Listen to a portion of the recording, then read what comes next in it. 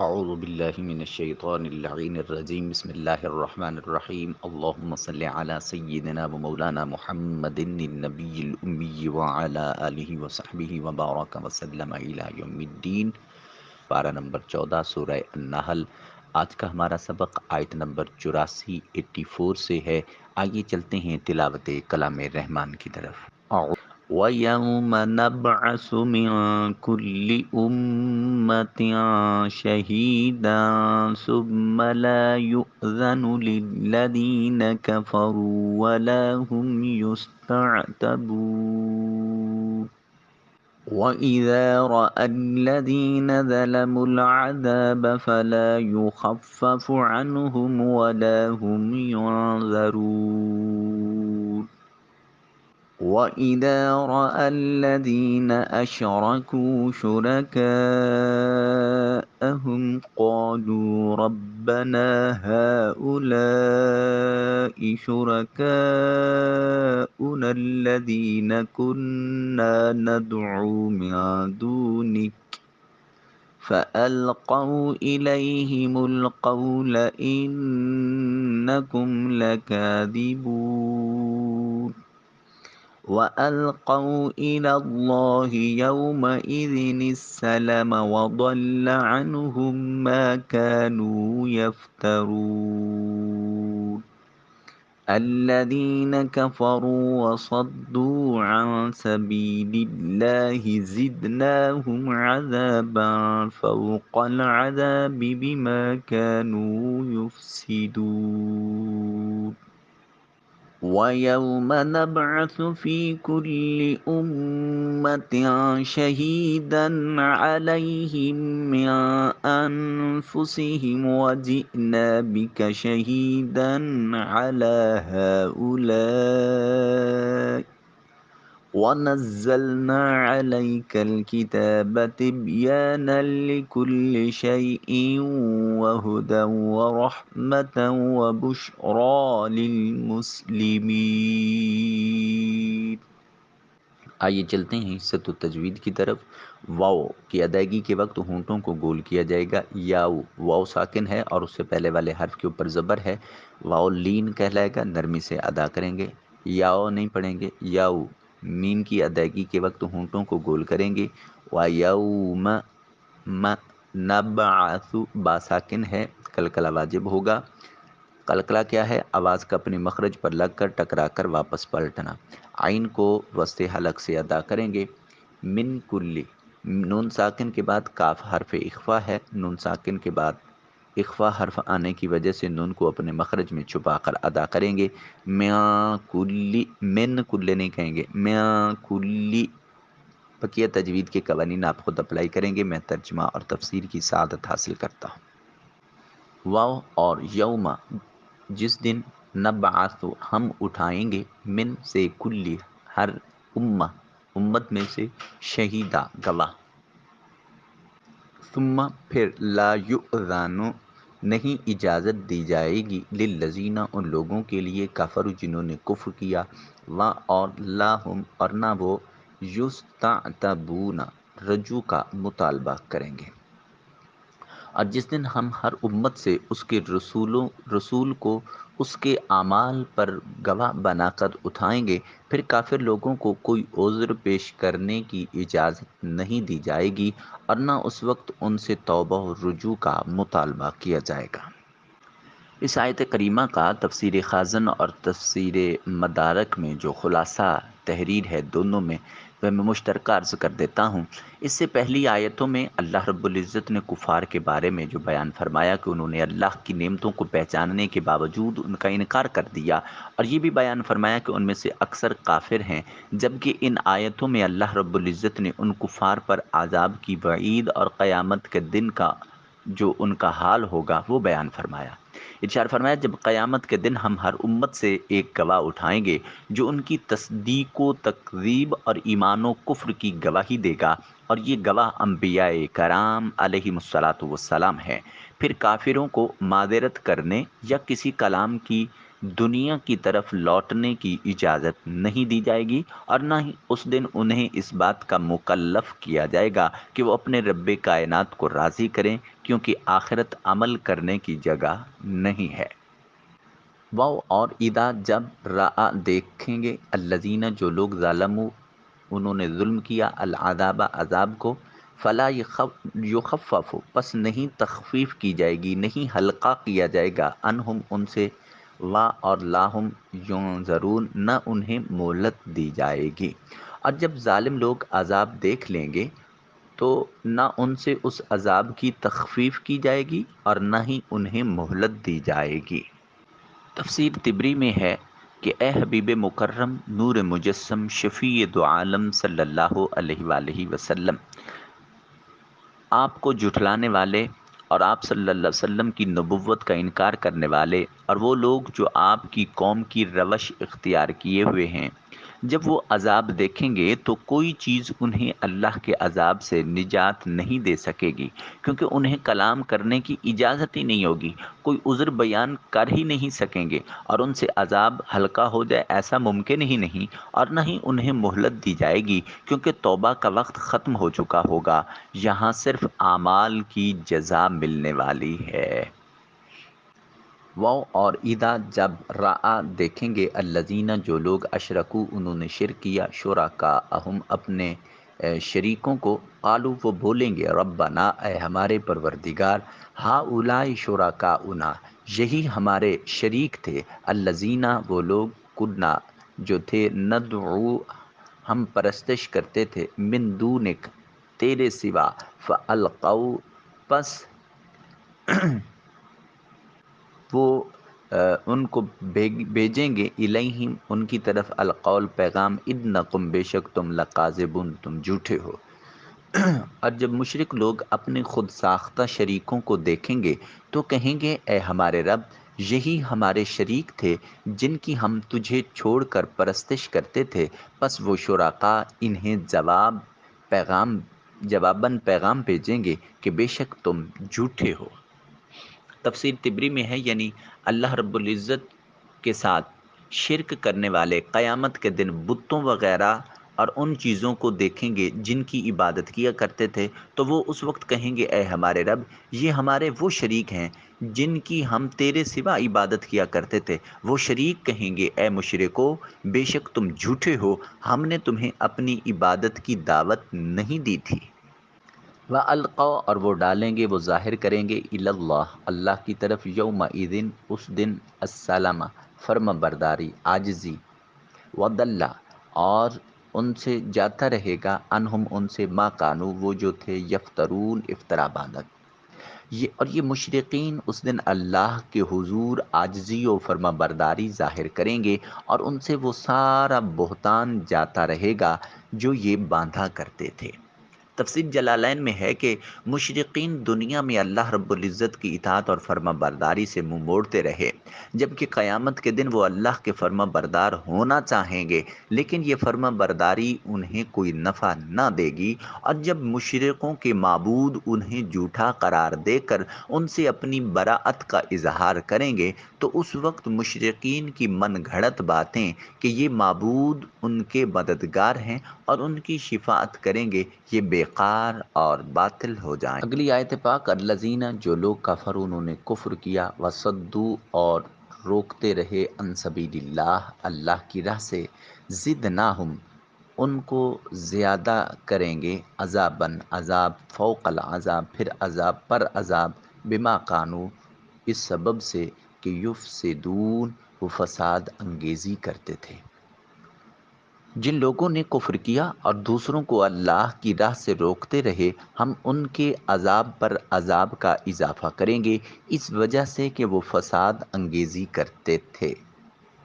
اس سے پہلے آیت میں اللہ رب العزت نے ان کافروں کی وعید بیان فرمائی جنہوں نے صرف خود کفر کیا، جبکہ اس آیت میں ان کافروں کی وعید فرمائی جو خود بھی کافر تھے اور دوسروں کو اللہ کی راہ سے روک کر گمراہ کر کے انہیں کافر بناتے تھے۔ آیت پاک کا خلاصہ یہ ہے کہ اے حبیب مکرم شفیع دو عالم صلی اللہ علیہ وسلم، جن لوگوں نے آپ کی نبوت کا انکار کیا اور جو آپ اپنے رب کے پاس سے لائے اسے جھٹلایا اور لوگوں کو اللہ کی راہ اور اس کے رسول صلی اللہ علیہ وسلم کی راہ پر ایمان لانے سے روکا، تو ہم قیامت کے دن جہنم میں انہیں اس عذاب سے زیادہ عذاب دیں گے جس کے وہ صرف اپنے کفر کی وجہ سے حقدار ہوئے تھے۔ انہیں دگنا عذاب اس لیے ہوگا کہ دنیا میں یہ خود بھی اللہ کی نافرمانی کرتے تھے اور دوسرے لوگوں کو بھی اللہ کی نافرمانی کا حکم دیتے تھے۔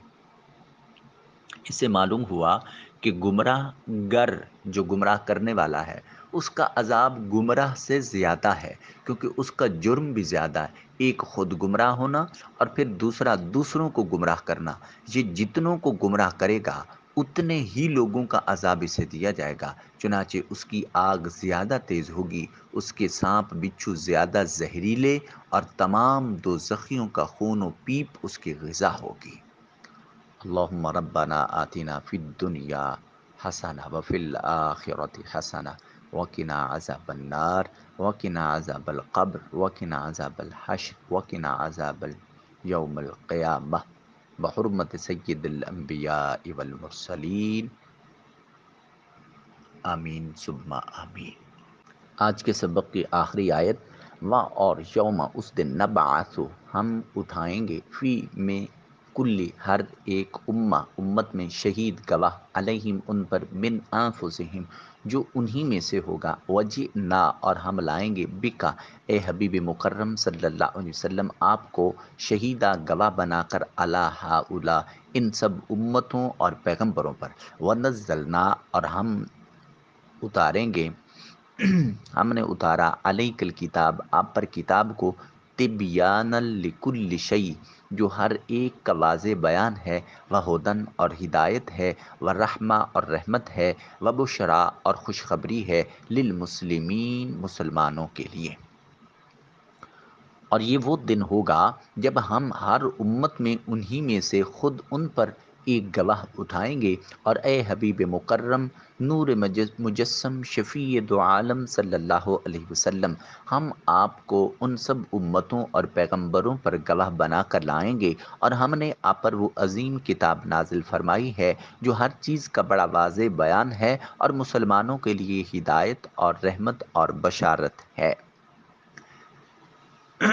وجئنا بکا، پہلے فرمایا وَيَوْمَ نَبْعَثُ، اس آیت میں گواہ سے مراد انبیاء کرام علیہم الصلاۃ والسلام ہے۔ یہ قیامت کے دن اپنی اپنی امتوں کے متعلق گواہی دیں گے کہ انہوں نے اللہ رب العزت کا پیغام ان تک پہنچایا، اور ان لوگوں نے ایمان کو قبول کرنے، ان لوگوں کو ایمان کے قبول کی دعوت دی تھی۔ پھر فرمایا وَجِئْنَا بِكَ شَهِيدًا عَلَى هَؤُلَاءِ، اور اے محبوب، تمہیں ان سب پر گواہ بنا کر لائیں گے، یعنی تاجدار کائنات صلی اللہ علیہ وسلم سے خطاب کیا جا رہا ہے۔ فرمایا کہ ہم تمہیں امتوں اور ان کے خلاف گواہی دینے والے انبیاء کرام علیہم الصلاۃ والسلام پر گواہ بنا کر لائیں گے۔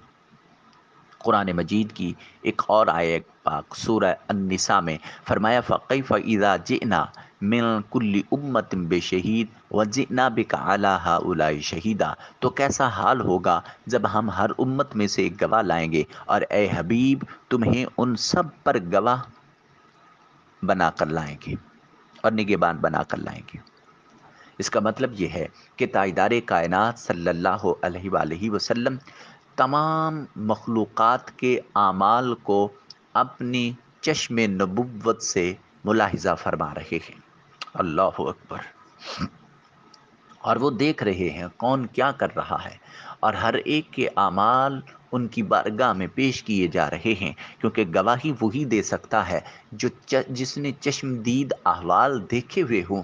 جس نے دیکھا ہی نہیں وہ گواہی کیسے دے سکتا ہے؟ تو گواہی دینے کے لیے دیکھنا ضروری ہوتا ہے۔ چشمدید احوال سے کے بارے میں ہی گواہی دی جا سکتی ہے۔ تو لوگوں سوچئے، جو کچھ ہم کر رہے ہیں ان کو رسول مکرم شفیع دو عالم صلی اللہ علیہ وسلم دیکھ رہے ہیں۔ ان کے دیکھنے کے باوجود بھی کیا ہمارے اعمال ایسے ہیں کہ ہم ان کی حضور پیش ہو جائیں؟ ان کے سامنے کس منہ سے جائیں گے؟ کیسے ان کو منہ دکھائیں گے کہ ہم آپ کی امت سے ہو کر بھی کیسے کیسے اعمال کرتے رہے؟ تبیانا لکل شیء، فرمایا کہ جو ہر چیز کا روشن بیان ہے وہ کتاب آقا کریم علیہ السلام پر نازل ہوئی ہے۔ قرآن عظیم گواہ ہے، اور اس کی گواہی کس قدر عظیم ہے کہ ہر چیز کا تبیان ہے، اور تبیان اس روشن اور واضح بیان کو کہتے ہیں جو اصلاً پوشیدگی نہ رکھے، کہ لفظ کی زیادتی معنی کی زیادتی پر دلالت ہوتی ہے، اور بیان کرنے کے لیے ایک تو بیان کرنے والا چاہیے، وہ اللہ سبحانہ و تعالی ہے، اور دوسرا وہ جس کے لیے بیان کیا جائے، اور وہ ہیں جن پر قرآن اترا، یعنی ہمارے سردار رسول مکرم صلی اللہ علیہ وآلہ وسلم۔ اور اہل سنت کے نزدیک شیئن ہر موجود کو کہتے ہیں۔ تو اس جملہ میں موجودات داخل ہو گئے، فرش سے عرش تک، شرق سے غرب تک، ذاتیں اور حالتیں، حرکات اور سکنات، پلک کی جنبشیں اور نگاہیں، دلوں کے خطرے، ارادے اور وسوسے، اور ان کے سوا جو کچھ ہے وہ سبھی اس میں داخل ہے، اور انہی موجودات میں لوح محفوظ کی تحریر ہے۔ تو ضروری ہے کہ قرآن عظیم میں ان تمام چیزوں کا بیان روشن اور تفصیل کامل ہو، اور یہ بھی ہم اس حکمت والے قرآن سے پوچھیں گے کہ لوح محفوظ میں کیا لکھا ہے۔ اللہ رب العزت فرماتے ہیں کلو صغیر و کبیر مستطر، ہر چھوٹی اور بڑی چیز وہاں لکھی ہوئی ہے۔ پھر ارشاد فرماتے ہیں وَكُلَّ شَيْءٍ أَحْصَيْنَاهُ فِي إِمَامٍ مُبِينٍ، اور ایک ظاہر کر دینے والی کتاب لوح محفوظ میں ہر چیز ہم نے شمار کر رکھی ہے۔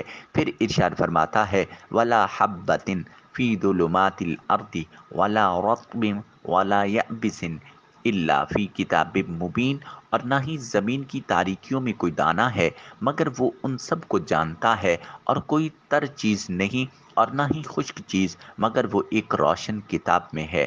اور بے شک صحیح حدیثیں فرما رہی ہیں کہ روز اول سے آخر تک جو کچھ ہوا، جو کچھ ہوگا، وہ سب لوح محفوظ میں لکھا ہے، بلکہ یہاں تک کہ جنت و دوزخ والے اپنے ٹھکانے میں جائیں گے، اور وہ جو ایک حدیث میں فرمایا کہ ابد تک کا سب حال اس میں لکھا ہے، اس سے بھی مراد یہ ہے کہ کبھی ابد، اس لیے کہ کبھی ابد بولتے ہیں اور اس سے آئندہ کی مدت طویل مراد لیتے ہیں، جیسا کہ تفسیر بیضاوی میں ہے، ورنہ غیر متناہی چیز کی تفصیلیں متناہی چیز نہیں اٹھا سکتی، جیسا کہ پوشیدہ نہیں، اور اس کو ما کانا و ما یکون کہتے ہیں۔ اور بے شک علم اصول میں بیان کر دیا گیا ہے کہ نکرہ مقام نفی میں عام ہوتا ہے، تو جائز نہیں کہ اپنی کتاب میں اللہ رب العزت نے کوئی چیز بیان سے چھوڑ دی ہو۔ اور پھر جب کل کا لفظ فرما دیا تو عموم پر ہر نص سے بڑھ کر نص ہے،